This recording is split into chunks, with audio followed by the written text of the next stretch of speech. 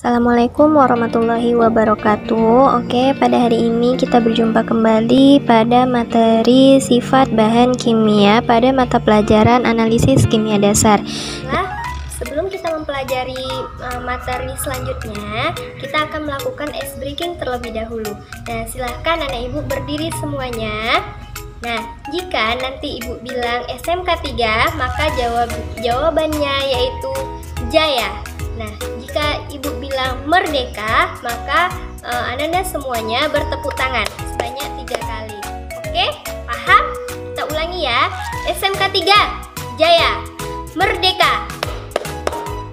Merdeka. SMK 3, Jaya. Untuk sifat bahan kimia itu ada 7 sifat. Yang pertama yaitu beracun.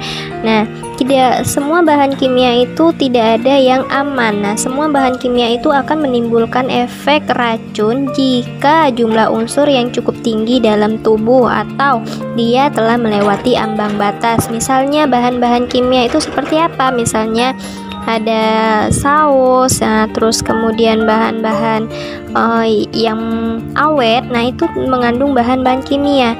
Nah, semua bahan-bahan itu sebenarnya berbahaya, tetapi jika melewati dari jumlah unsur yang ada dalam tubuh kita atau melewati ambang batas, maka bahan kimia itu akan bereaksi di dalam tubuh kita dan menyebabkan tubuh kita menjadi sakit. Nah, bahan kimia itu bisa masuk melalui mulut, kulit, dan pernapasan.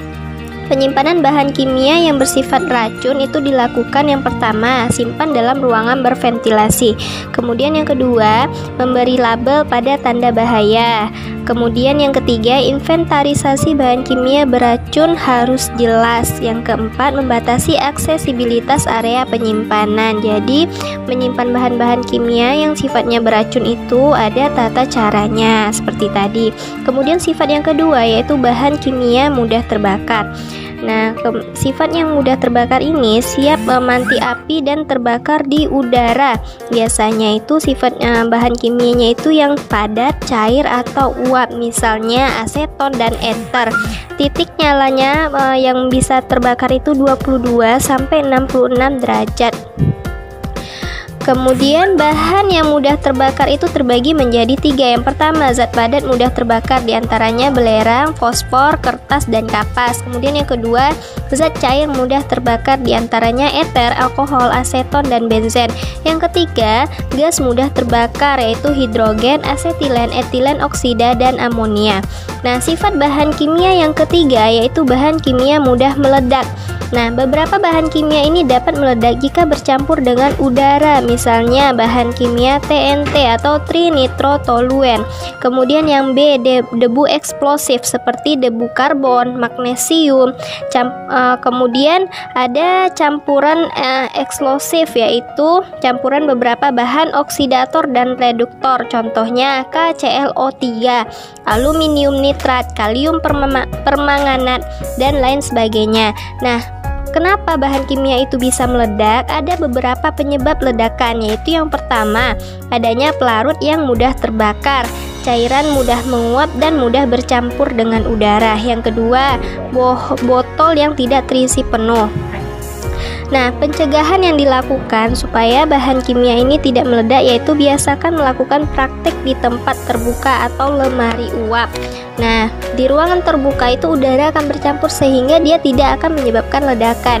Kemudian yang kedua, jika kita dalam praktek ragu-ragu dalam menggunakan bahan kimia atau kita tidak mengetahui sifat bahan itu bagaimana, nah gunakan saja dalam jumlah sedikit.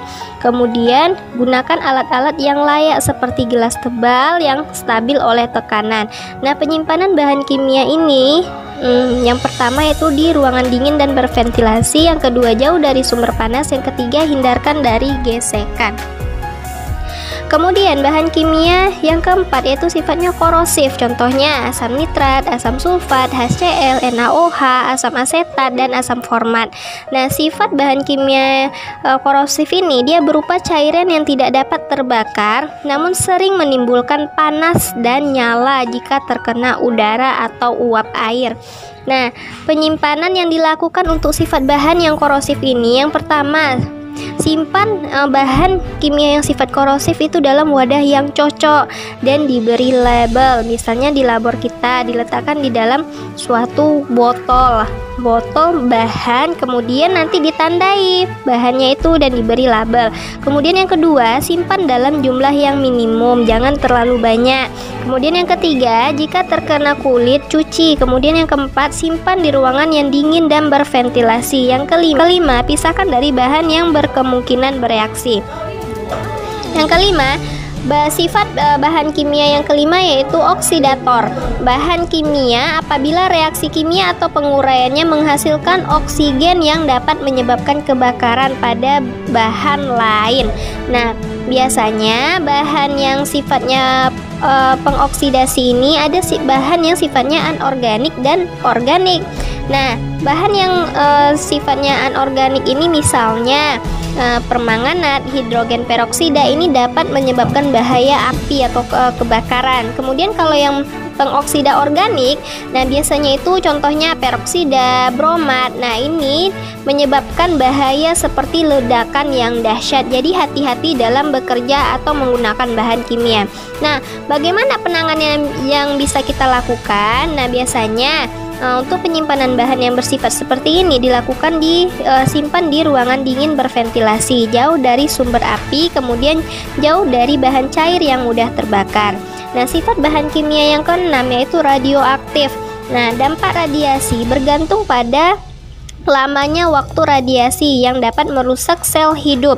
Dalam dosis yang tinggi dapat menimbulkan kebakaran dan kematian. Jadi zat radioaktif ini sangat berbahaya.